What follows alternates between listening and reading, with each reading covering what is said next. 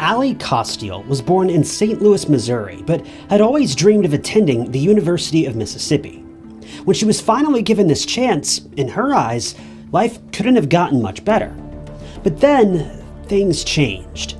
Investigators say that there weren't any clues or evidence that could have tipped off Allie's friends before her life was tragically cut short on that July afternoon. Detectives who arrived at the scene of the crime couldn't understand how someone could have done such a thing to a well-behaved, easygoing student. But that's when they honed in on their primary suspect, another student who had a secret agenda that no one could have ever seen coming.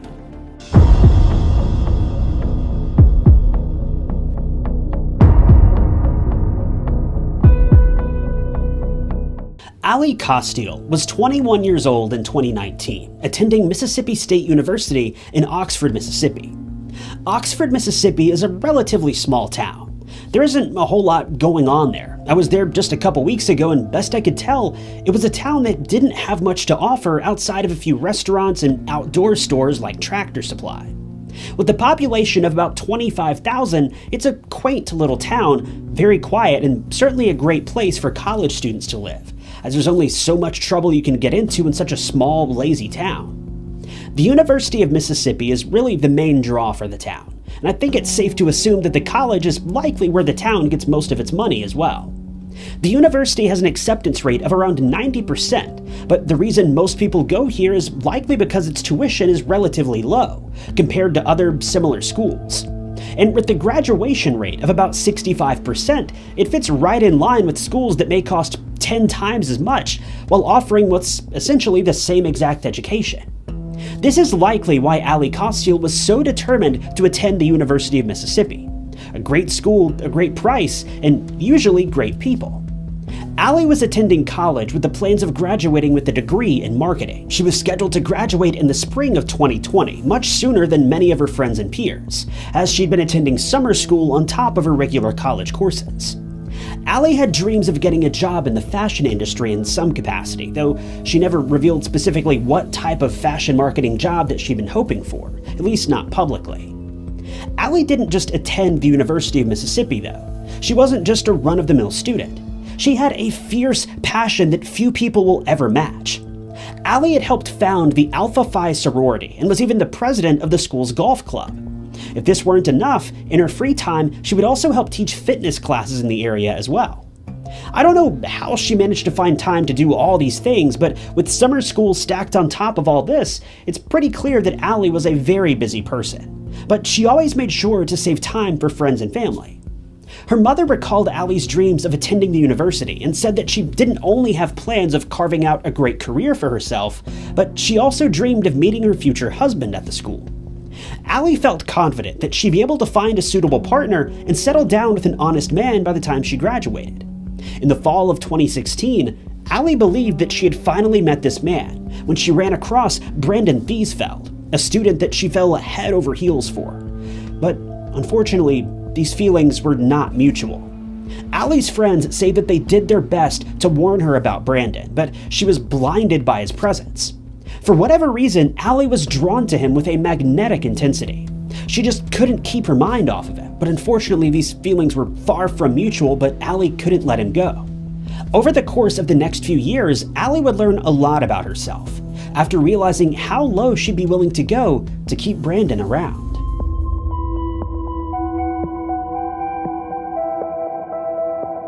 Oddly enough, Allie didn't actually meet Brandon Thiesfeld while the two were on campus.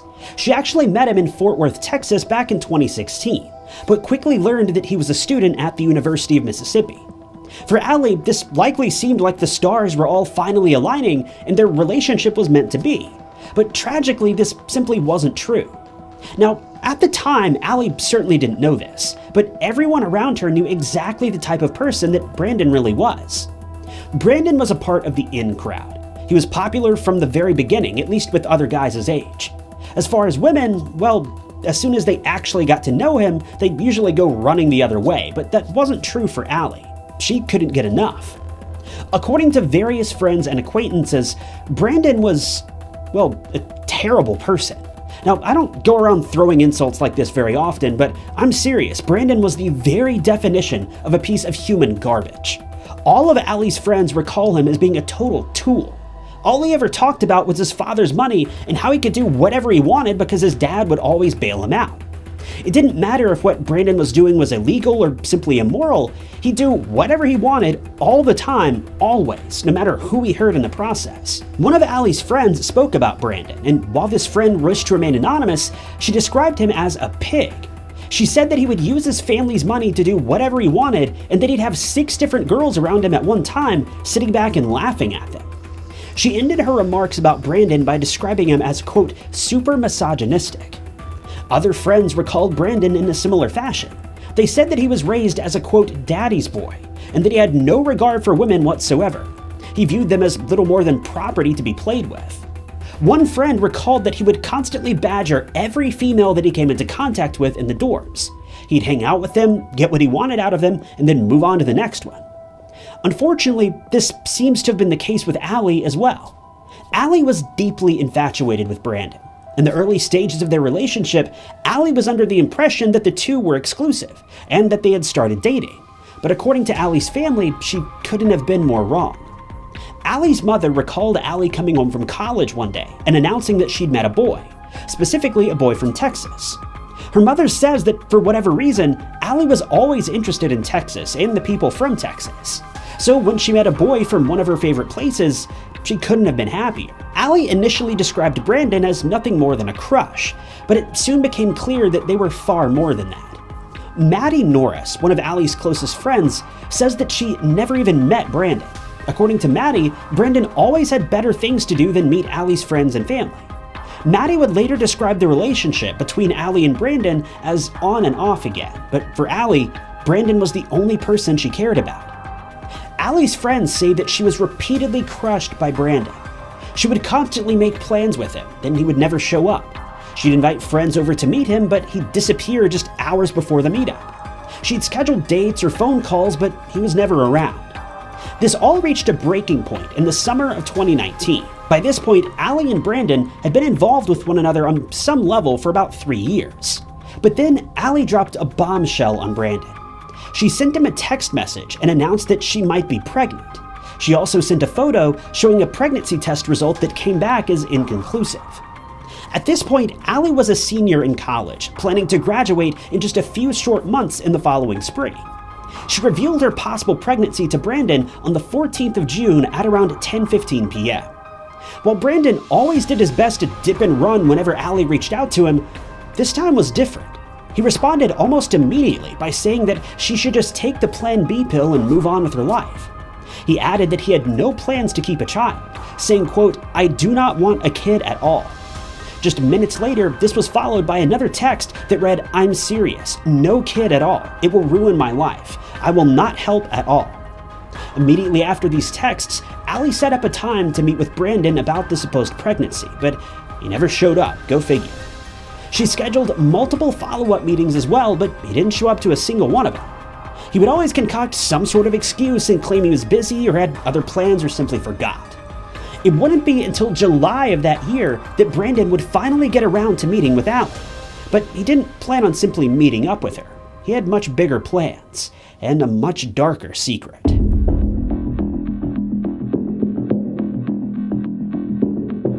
Allie and Brandon had once again made plans to meet up on the evening of July 19th, 2019. At this point, Allie was expected to have been about 3 months pregnant. But interestingly, police found surveillance footage from that night showing that she'd been at a bar. She got an Uber after leaving the bar and was seen driving home alone, suggesting that she'd likely been drinking. This took place at 11:52 p.m. Just a couple hours later, at 1:28 a.m., believe it or not, Brandon actually showed up for their planned meeting. He picked up Allie and the two drove down to a fishing camp at Sardis Lake. According to photos that were taken at the scene of the crime, the two had been drinking White Claws and eating junk food throughout their drive to the fishing camp.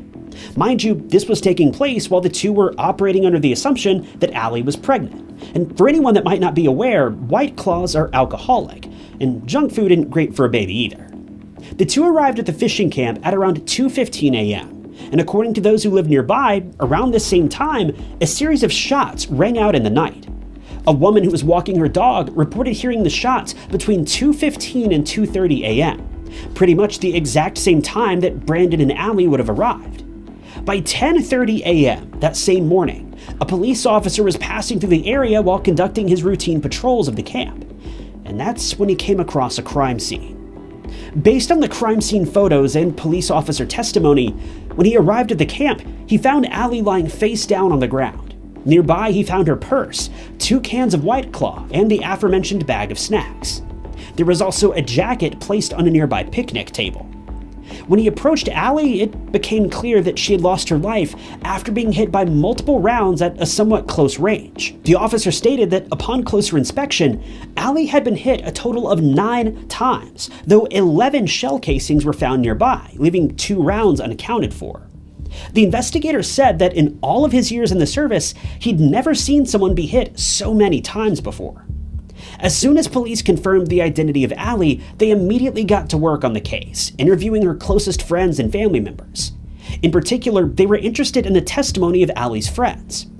After speaking with multiple friends and acquaintances, detectives quickly noticed that there was one name that repeatedly came up in conversation: Brandon Thiesfeld.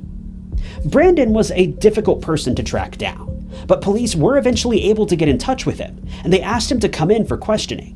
They didn't reveal that he was a suspect as far as I can tell. They purely explained that they wanted to hear his testimony from the night of the crime. But Brandon treated the police in the same way that he treated all the women in his life, with blatant disrespect.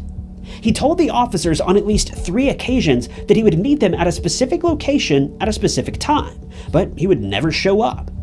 Once he lied on this 3rd occasion, police got much more serious and spoke with a judge and requested to obtain a warrant for his arrest, as well as gain access to his cell phone data. The judge granted this request, and police began to trace Brandon's movements by using his cell phone. They quickly learned that he wasn't even in the state of Mississippi any longer. He had packed his bags and was heading towards Tennessee without ever notifying them. Needless to say, this wasn't going to fly, so police tracked him down after issuing a bolo for his truck, an $80,000 Ford F-150 that he'd purchased once again with daddy's money. About 2 hours after issuing the bolo, Brandon was arrested in Memphis. As soon as police searched Brandon's truck, things got much worse for him. They found a .40 caliber weapon that he had been hiding, a weapon that matched the one used at the scene of the crime. Brandon was immediately extradited back to Mississippi, but believe it or not, things would only get worse from here.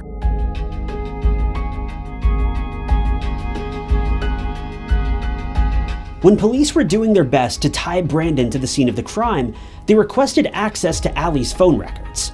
While they obviously found the weapon that was used in the crime, they didn't have any sort of motive, and without a motive, it would be a bit more difficult for a jury to find Brandon guilty. Well, it wouldn't take long for them to uncover a mountain of evidence that simply couldn't be ignored. When they began looking through Allie's Apple Watch and iPhone, they were able to use her location data, her fitness data, and her text messages to paint a remarkably clear picture of when the crime took place, how it played out, and what role Brandon had played in things. They were able to confirm via Apple iMessage that Brandon was the last person to have seen Allie on the night that she disappeared. Not only this, but they were able to match their location data to the exact same location at the exact same time. But then came the most damning evidence of all. When looking at the contents of Allie's text messages, they learned that for 3 months, Allie had been leading Brandon to believe that she was pregnant and that the baby was his.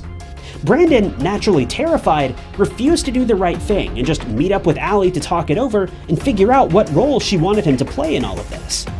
Brandon pretty clearly didn't want a child, but Allie continued to push him to talk about the possibilities. In the end, Brandon made a rash decision that would change the history of his community forever. Police were able to prove that Brandon, terrified of, quote, ruining his life, decided to claim Allie's life and the life of her unborn baby. Or did he? Well, yes, he did claim the life of Allie, but a shocking revelation was announced when an autopsy was conducted on Allie's body. She wasn't pregnant, nor was there any indication that she had been at any point in the recent past. So what was with this strange pregnancy test that she showed to Brandon? Well, who even knows? There are a million reasons why a pregnancy test could come back inconclusive, but it seems that Allie was riding this train for as long as she possibly could, maybe just hoping to get a meeting with Brandon. But here's the thing, We have no way of knowing if Allie knew that she wasn't pregnant. We have no way of knowing if she really was just stringing him along.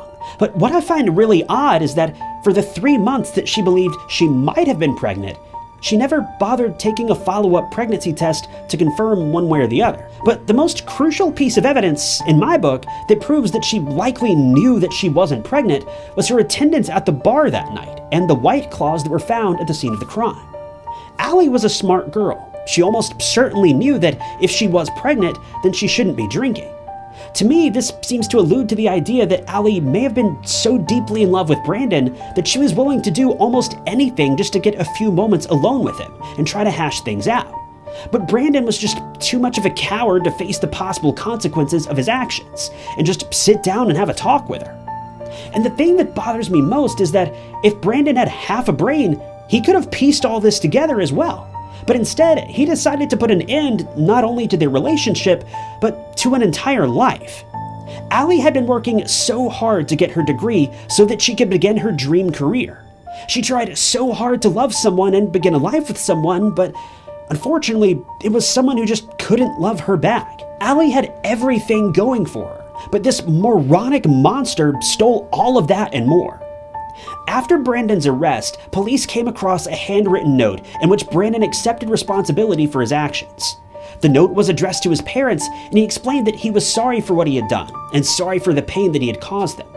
He explained that he'd been having dark thoughts for quite some time, years leading up to the crime.